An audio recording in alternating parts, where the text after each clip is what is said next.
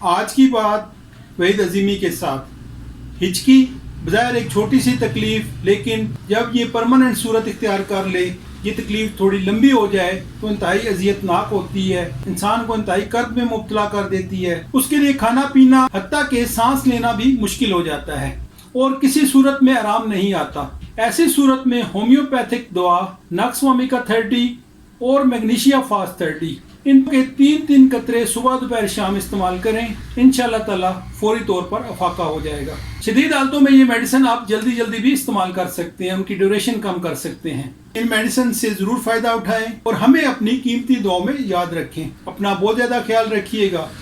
शुक्रिया।